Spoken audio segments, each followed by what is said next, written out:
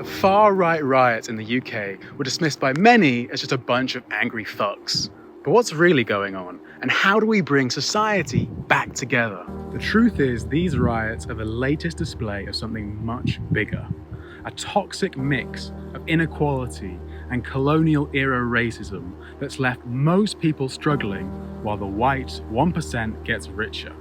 The wealthy use the media to twist the narrative away from their theft of working people and instead blame migrants for social problems. If we don't push back, the UK could be next in line to join the global trend of far-right leaders. Think Trump in the US, Orbán in Hungary, Erdoğan in Turkey, Modi in India. These leaders have teamed up with the super wealthy to bribe our politicians and hijack the very democratic systems that are supposed to protect us. So how do we get here? And importantly, how do we resist? Let's break it down. Liberal democracy. It's the system we've got and the one we've been told is the best.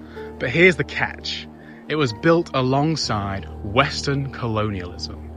While these democracies promoted freedom at home, they exploited and colonized abroad. And today, the far right uses these contradictions to slowly take over democratic institutions, turning them into tools for their agenda. They don't need to overthrow democracy, they just work within it, eroding it from the inside.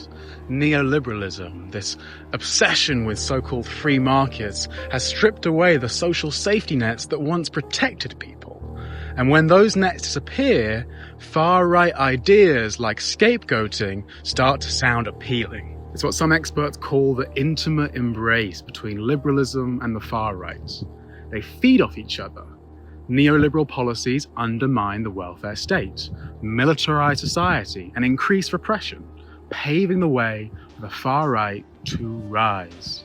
After World War II, we thought fascism was defeated, but the conditions that created it, capitalism's war on working people, never disappeared. And today, with hypercapitalism and nature's collapse, the far right is on the rise again. So how do we fight back? It's not enough to just oppose far-right policies. We need to build a movement that tackles the root causes, like the decline of real wages, loneliness, and racism. We must challenge the far-right and the liberal institutions that let them get away with this stuff. This means grassroots organizing, like local assemblies that amplify people's voices and don't depend on broken institutions.